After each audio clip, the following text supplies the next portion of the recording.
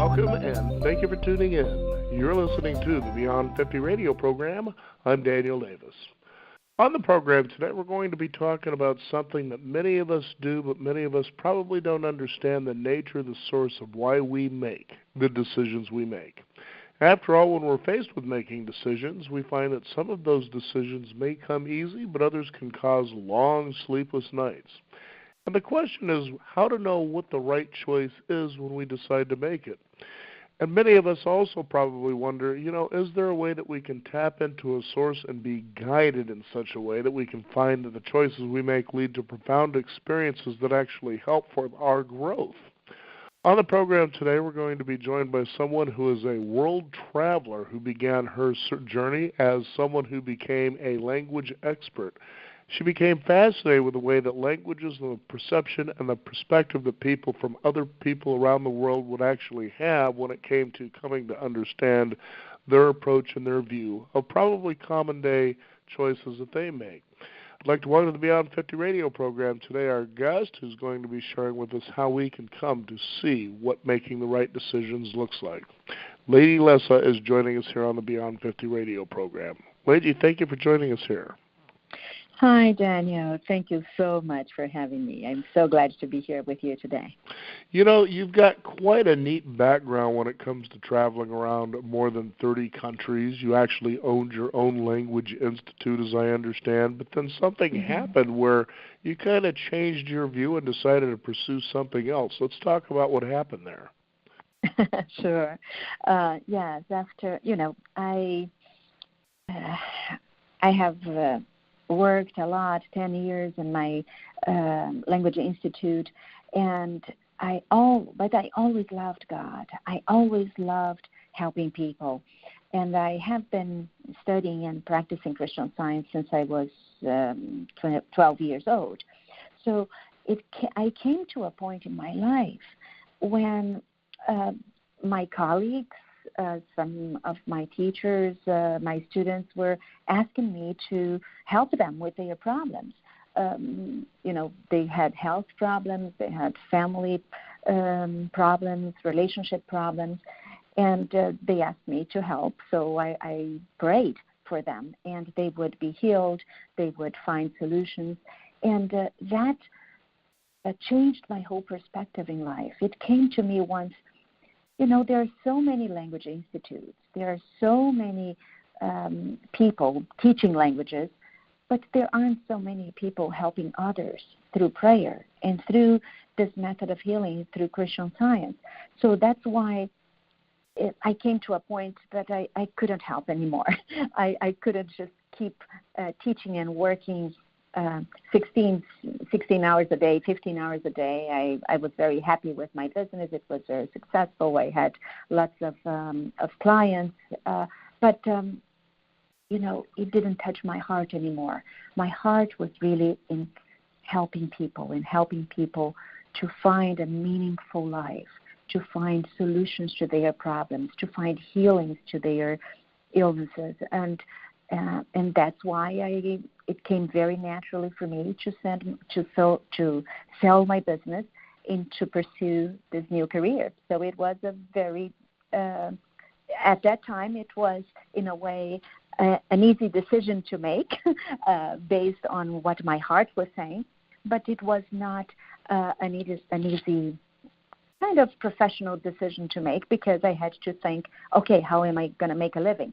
How is this? How am I going to survive? But Daniel, there is nothing more important than being happy and loving what you're doing. And my heart was so much in Christian Science and in helping people through prayer that, things, decided the same way that very naturally I started teaching in a very humble way. When I started my teaching career, I was even paying to work because I was spending more money in transportation than what I was making. But soon after that, I was able to be financially independent. And the same thing happened also with my new career. Soon I was able to make a living, and that's what I have been doing now for over 20 years. Okay, so let's go ahead and go back to that moment. You had a big choice to make. You knew that you had been involved in something where you said, my heart just isn't in this anymore. Now, the thing is, people can go along and they can be, let's say, at a job or be in a career. And they find, as you know, our program is called Beyond 50, so we're at midlife here.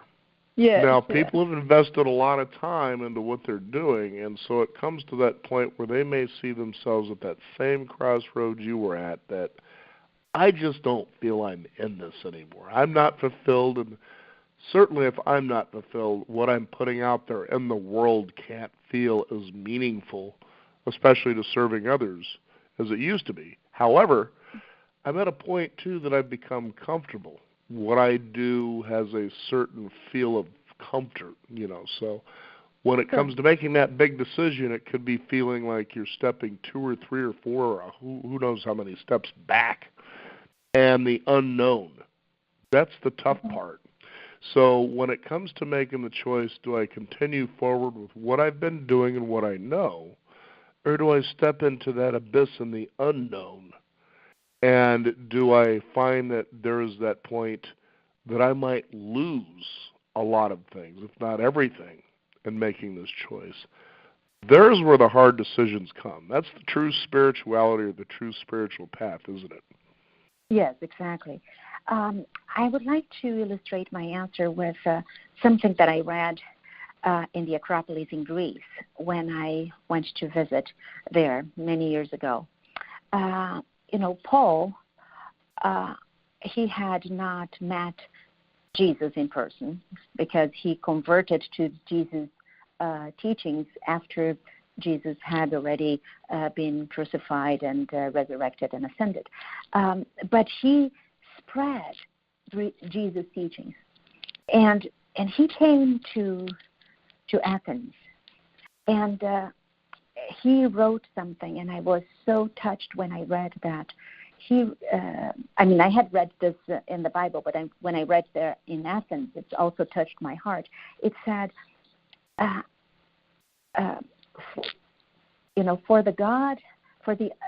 am here to talk to you about the God that you don't know. In simpler words. Those are not exactly the words, but the unknown God. So, in a way, sometimes the unknown, because people were, at that time, they were worshiping a God that they didn't know. But exactly that God that they didn't know, Paul was going to explain what that God really was and is. And today, when we are facing with the unknown, I love to think that the Bible can really guide us to find God, to find this, the God, in the Bible we learned that God is our Father. And Mary Baker Eddy, the discoverer of Christian Science, talks that God is our Father, Mother. So I love to think that as we learn more about our Father, Mother, God, and Mary Baker Eddy also defined God in several ways that she found it in the Bible. And one of the explanations is God as mind, the infinite mind that knows everything, that plans, that it's a source of wisdom. When we dig deep in the Bible, Jesus' teachings, and in my case, I also was led to dig deep in Mary Baker Eddy's book, Science and Health, and other writings. We are not afraid of the unknown. When we do that, when we trust God, when we understand God as divine mind, because this divine mind knows what for us is the unknown. And what I what I say in my lecture, it's really how we can start learning more about God, and how can we overcome the fear of the unknown? How can we learn to be guided to do something that will bless us and bless others around us? So I have changed my career, 21 years ago or 22 years ago now. And I was not afraid because I felt I was divinely guided to do that, even though it was unknown. But I was not afraid because I trusted God, and I knew that God was going to take care of me. I didn't know how, but I trust that. I had that inner peace and inner confidence. And throughout those 22 years, I have also changed my approach and how I was showing my skills. So, for example, I am now an international speaker, as you mentioned, but I started doing this in 2012. Before that, I was also using my skills in other ways to help people too. But my main goal is always to help people through prayer to find healing, to find that inner peace, to pray with them so that they can hear directly from God what they need to do, what the next step is going to be, so that they are not afraid and they make decisions that are spiritually based. And when we feel the presence of God, when we feel that we are guided, no matter how old we are, yes, we might be beyond 50s, we might be under 50s, we might be beyond 70, beyond 80, and we are still going to be able to change our approach to a professional life or how we are going to pursue something. If we really listen directly from this divine mind, what is the best next step for us to take?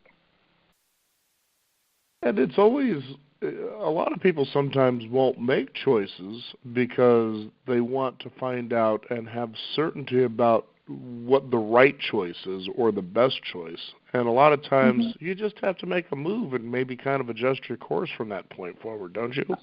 Oh, completely. I agree with you. And why do people sometimes don't make a choice or don't take the next step? In my experience, working with people for so many years, I came to realize that a lot of times what makes people not take the next step is fear. So the problem is not the decision-making process. The problem that we need to solve is how can we overcome fear? How can we gain confidence? When you are confident, when you love and feel loved, I don't think, in my experience, that there is room for fear. Actually, the Bible says divine love casts out fear. What does that mean? If we fill our consciousness with divine love, there is no place in our consciousness for fear. And then we are not afraid of taking the next step, even if the next step is unknown. Now, how do you go about, let's say, when it comes to making the big choices, to make that choice? Is there a process? For instance, do you go into contemplation, reflection, meditation? Because a lot of times when a person is faced into, let's say, a big decision, or they want to make that big decision, whether it's to leave a job, maybe go into a new relationship, for instance, move from a place they grew up in to an unknown place. I mean, you were somebody who traveled to more than 30 countries around the world. You've studied all these different languages. There's an area that's going into the unknown, especially. What was your process for being able to, it's not necessarily a know with certainty, I'm about to make the right choice, because making wrong choices is just as valuable as making the right ones.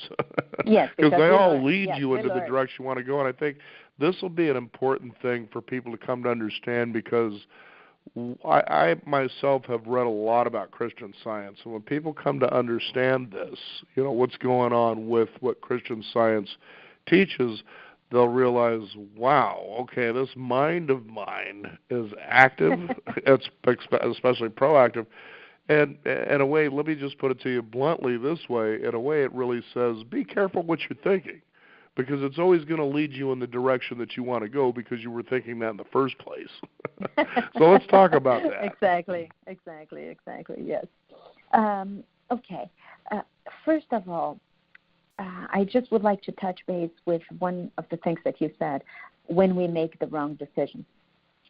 Also, in my own experience, when I have made a decision that I made, and I have to admit that many times out of impulse, that I didn't think much, and then it just came to me, okay, do this, and I did. Later on, I realized that it was not the best choice, and I had to learn a lot of things, but it was good, because it made me realize the importance of take time. So one of the things that I would also like to do, especially now for your listeners, if they can come to one of my two lectures in Portland, I would love them to be there, because it takes me about an hour and 15 minutes to explain how you can really make a decision and feel at peace. So I will just give you some ideas here, but during my lecture, I explored this much deeper, okay? So you asked me, what do you do when you have to make a decision? The first thing I do is really think, but be calm. If I am anxious, if I am nervous, I need to pray, and pray for me, and the way that prayer is also explained in Christian Science is how you really connect with the divine. In prayer, you connect with this infinite love, and you fill your mind with thoughts of love, thoughts of peace, thoughts of wisdom. Sometimes it comes just through this time of prayer, when you are quiet, when you really go deep into yourself, when you want to know more about yourself and about God. Sometimes this prayer can also be led or guided by reading the Bible, sometimes by reading Science and Health. You think of the whole process that you have to go through. You think of maybe the options that you have, but you put that everything into the table. You put it on the table, and in a way, like Jesus, maybe some of your listeners are also familiar with what happened with Jesus when he knew that he was going to be crucified.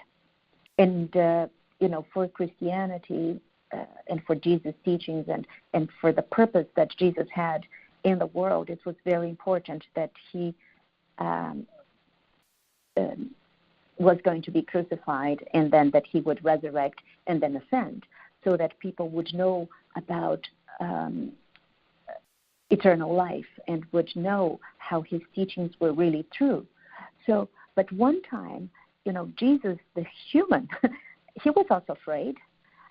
And at one time he said, "Oh, Father, if you can, just put away this cup from me. I don't want to go through this." So, but then, even Jesus had to calm his fears down. He had to calm down And then he realized and he said to God, not my will, but thy will be done. And that is what I have done many times in my life whenever I had confronted any decision-making process, any important thing that I had to really, any important step that I had to take. I had to be calm, quiet myself, not have any fear, feel the love of God, and then speak to God, talk to God, because God is my father, mother. God is my best friend. God is this infinite love that loves me and loves everyone unconditionally. So I need to feel that. When you feel that, Daniel, you are then calm. And then you are able to sincerely say, okay, God, thy will be done, not mine, because you know what is best for me and you know what is best for others. And then I have felt what I knew. I knew what I had to do. The same way that Jesus knew what he had to do, the same way that others knew in the Bible, they knew what they had to do. I mean, your name is a biblical name, right, Daniel? And Daniel was also once persecuted. He was a Hebrew who believed in one God, but others didn't. They believed in other gods. And Daniel was so brilliant, intelligent. He had that connection with God. But there were people who, were envious about him, and they tried to find something wrong, and he wouldn't do anything wrong. So they created a law that everybody needed to worship just that God that they created, a false god. But Daniel knew and he respected that one God that the Bible talks about, and he prayed 3 times a day, and he was not afraid. I mean, he knew this was not safe, but he had his window open, and people accused him for praying 3 times a day. And guess what? What happened to him? Do you remember that story? Do you know where he was put after that? No, I remember, okay, in honest truth, there have been times in my life where I have read the Bible. And, I wouldn't say I was a studier of it, but I can say there were times that when that happened that I was profoundly amazed by what I read, okay? You see? Now, yeah. Here's the thing, okay? So I kept hearing about the book of Daniel over the years, okay? But never bothered to really look in to read it, okay? Oh, I would invite you to read it, because what happened, it's so important. Okay, but here's what I'd like to say about that. So, this is for the listeners out there, so you can sit there and go, oh, Christianity, Christian Science, forget it. We're not talking about that right here. We're talking about the choices that we make and where they lead you. Right. And I decided to go ahead one day and just start to read, and I only read some of it, but when I began to read it, I felt this eerie feeling like, wow, okay, now here's why, okay, because as I read it, I realized Daniel was a dreamer, and I do mean that he actually used his dreams to interpret, I guess, life events, that sort of a thing. Now, that being said, I began my lucid dreaming process as early as the age of 5 to 6 years old. Okay. Oh, good for you. My mind doesn't shut down when I go to sleep at night, and we're talking years and years and years. I finally decided it was in the decade of the 90s to begin to study, okay, what is this lucid dreaming and what's this all about? So I began studying from people who had written books, who were known as dream masters, so forth.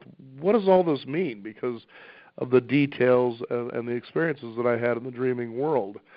So I decided to pick up the book of Daniel, not knowing that that's what he was. I had no idea who Daniel was in the Bible, and I picked it up, and I'm looking at that, and I'm going, wow, this is weird, that I've got this name, and this is the experience this guy is having. And that's what I found amazing. So I say to people, you don't have to be religious. You don't have to have a particular religion. But we'll just get a good copy of the Bible, put it by your bed or in a drawer, and you don't even have to worry about studying it. But let's put it to you this way.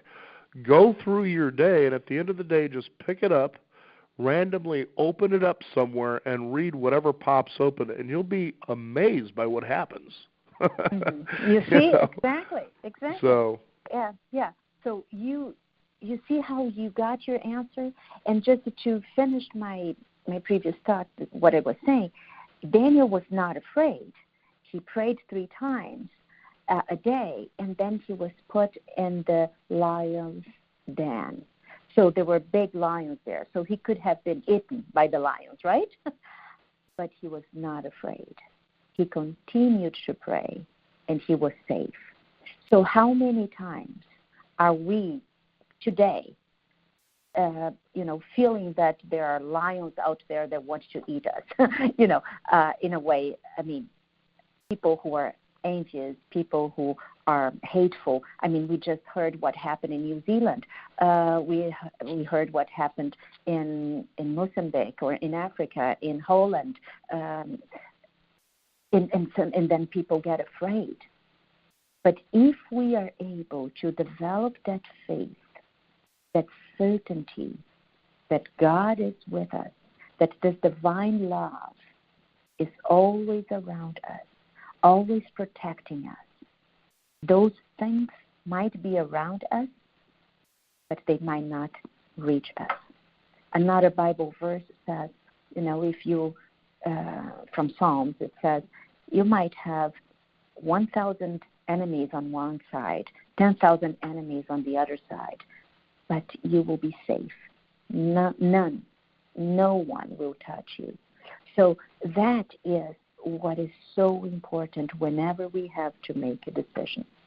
I also say during my lectures, if you are afraid, don't make your decision yet.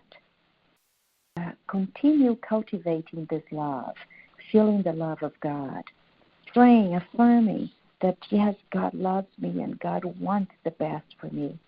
I am a beloved son or a beloved daughter of God, and God has a purpose for me in life. I might not know it yet, what my next step is or what my whole purpose is, but I can trust that what God has planned for me is something good. And when we get to that point, Daniel, nothing can stop us. We just keep going and trusting God step by step. It's like having God next to us, and God is love, so God is not a person, but it's like having, I love kids, I love children, and I love babies especially, and it's wonderful when a baby starts walking, a toddler starts walking, or when a child is maybe 3 or 4 and doesn't know, you are walking on a walkway, but you give the hand to the child, and the child trusts you. The child knows that you are not going to let it go and be unsafe. Somehow, even a small child or a kid knows that they can trust that adult, that father or mother or uncle. And that's the feeling that we can have, that God is always given his spiritual hand to us, carrying us in his infinite arms, and we are always safe.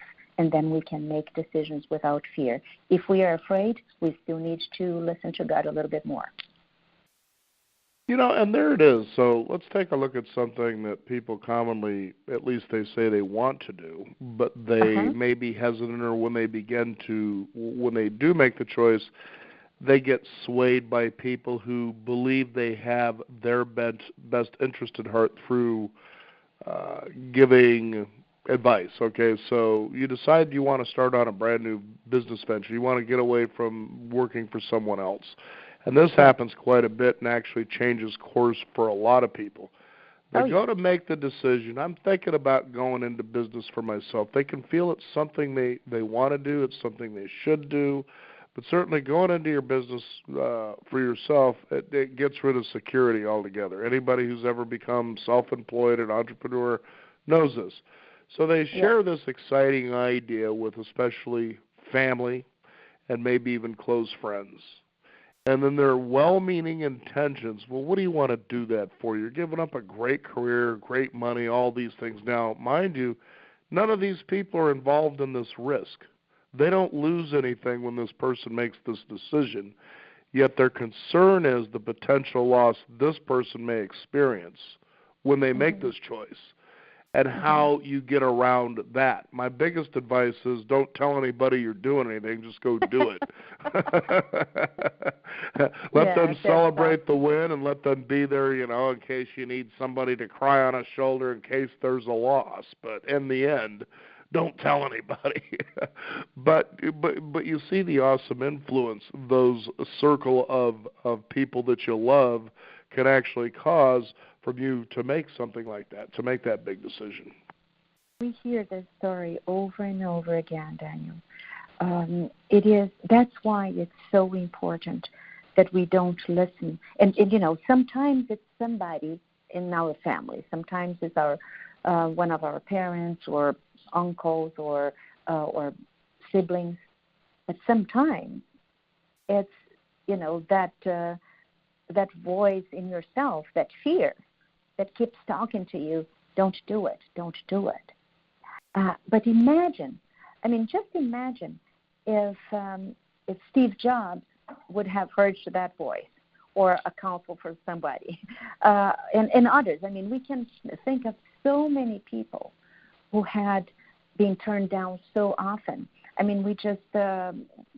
We just had the Oscars not so long ago, and we've heard. I read some of the stories of those who won the Academy Awards, and for example, one of them was Lady Gaga. She said that she had heard no many times, but she didn't give up. And what did she say when she got the award? She said, do it what you feel, but work hard.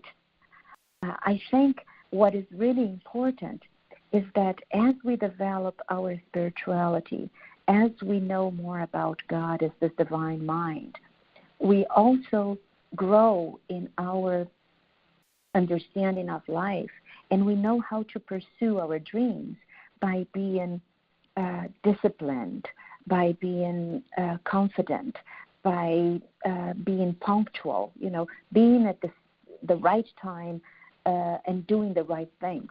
And as you said, sometimes we don't say things. We just keep doing it. That's how I also started my school. I didn't tell people, and I started, and it grew. In 2 years, I was amazed with what I had done, and it's what it came naturally. But it is important that we are not afraid, that we listen to this, what the Bible calls the still small voice, and what I mentioned also during my lecture, the spiritual sense.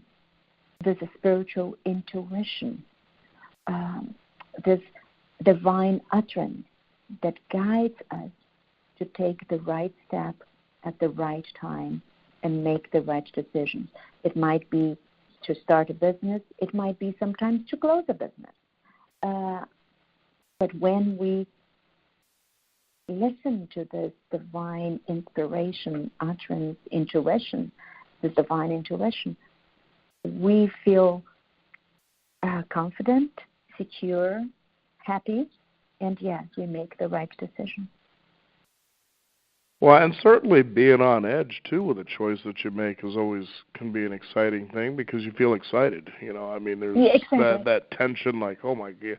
Now, I like what you pointed out here. You had actually said, well, I made this choice. I didn't tell anybody about it. And it's your choice. If you want to tell people, I'm about to go into business for myself, well, that's fine. Or whatever the choice is you decide to make that, probably people are most likely going to say, what do you want to do that for? You just people want you to be who you are because people, quite frankly, by nature, just really don't feel comfortable with change.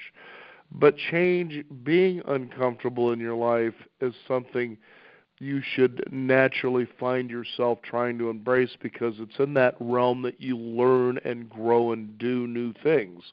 Exactly. I love iterating to people. If we're going to talk about God, God created us in the like image. What does that mean? He's a creator. Don't you get it? That means you are a co-creator. That doesn't mean you sit around and you've created one thing and you play it safe for the rest of your life. It means you continuously co-create. Well, what does that mean? That means when you get to that realm that you understand what your special gift or gifts are, and we've got many of them, that your job is to co-create to help service of others, of the world. That's what you are when you are a steward of the world. That means that you're getting out there and you are co-creating. You are a creator. That means you're willing to put yourself out there on that ledge, that edge of the cliff, and you're willing to, and this is something I'd like you to talk a little bit about too, especially when it comes to decisions, you're ready to take that leap of faith on a continuous basis, because the rewards of that mean spiritual and personal growth to a level that will simply astound you. Exactly. So you mentioned so many important things. Creativity. Creation is creativity. Yes, God is the creator, the sole creator. And exactly as you said, the Bible says we are the image and likeness of God. So we reflect those creativity. So we all are creative. We all can have creative ideas. We all can reinvent our lives or ourselves all the time. We don't, in a way, I would say that, yes, I do have some habits, or I do things a little bit similar day by day, but I love challenges. I love to, when I am confronted with something so different, that I have to think, okay, how am I going to do this? So when you think like that God is the sole creator, and because of that, I reflect creativity, I reflect intelligence, I can rely that God will really tell me how to do next, how to do other things, how to be creative, how to express this divine intelligence. So I am always in my personal life, and that's also what I say to my clients, to those who, seek me,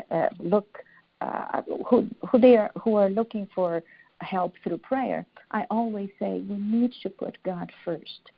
We can trust God, and we can put God first and trust that God will tell us step by step how to do things, and we just follow.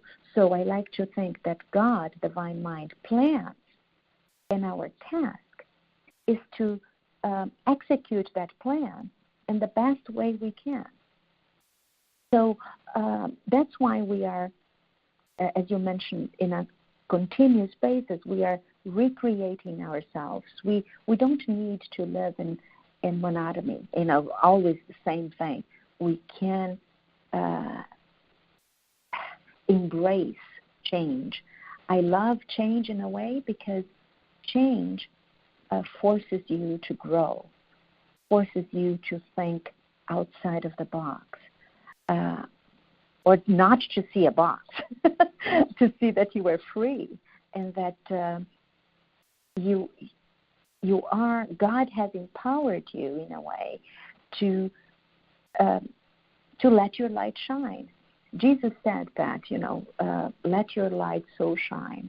And I love to think that whenever we feel lost, whenever we don't know what to do, whenever we are confronted with this unknown, or when we have a business, as you were mentioning, we have lots of business decisions to make, and sometimes they are big, involving money and time, or sometimes relocation and so forth. I love to think what Jesus said, ye are the light of the world. Ye are the salt of earth. And a light illumines. when there is light, there is no darkness.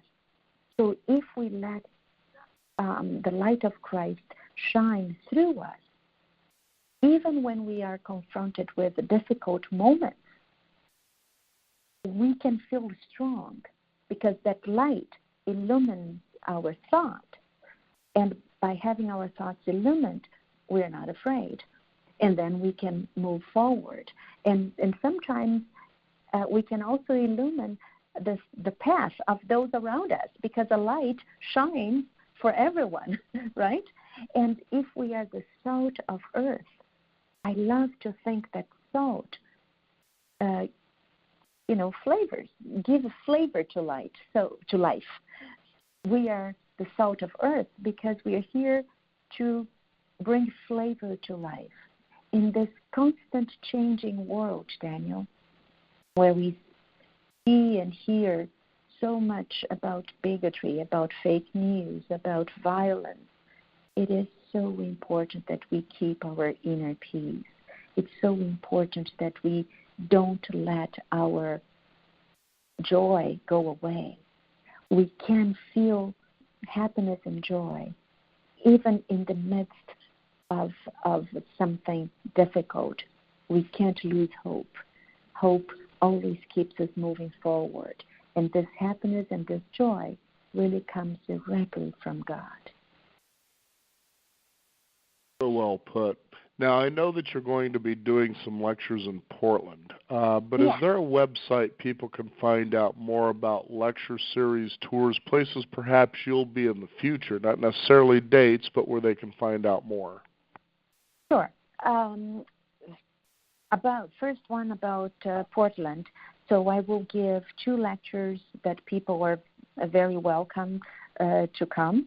There is no entrance fee, and everyone is welcome, no matter what background they have or path of life that they had before.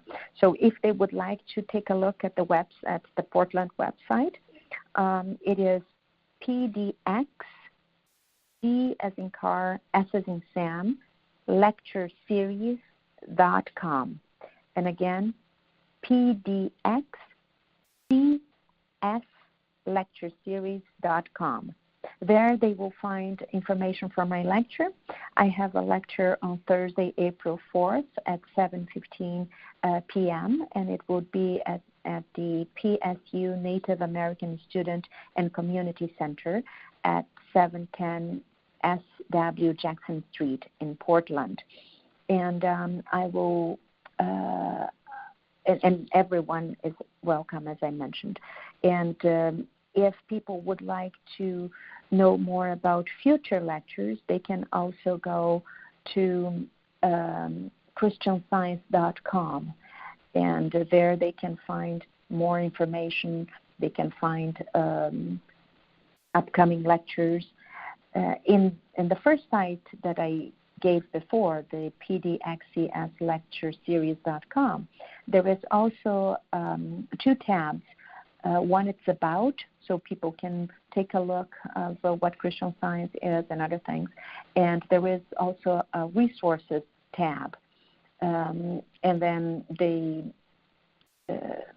will have more information there, what other resources people can look for in Portland, such as Christian Science reading rooms, churches, Christian Science practitioners, etc.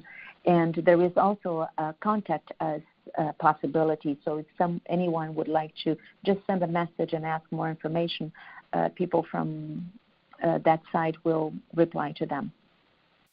Well, very good, Leji. Thank you for joining us here on the Beyond 50 radio program. It's always exciting to share with people, the mystery of things and to really engage and enjoy the mystery of life itself as it unfolds and fully gives you, when you come to the awareness of it, everything you ask for. But a lot of times you have to really be careful about what it is you're asking for. Yes, exactly. So we can ask for good things, and God will always give us good things. So It was my pleasure, Daniel, to be with you today, to be in your wonderful program. I've heard some of your previous programs. They are great. So, and I wish you and all your listeners all the best. And may divine love inspire everyone to make right decisions at the right time. Absolutely. Greatly appreciated. Thanks again for being on the program today. My pleasure. Thank you for having me.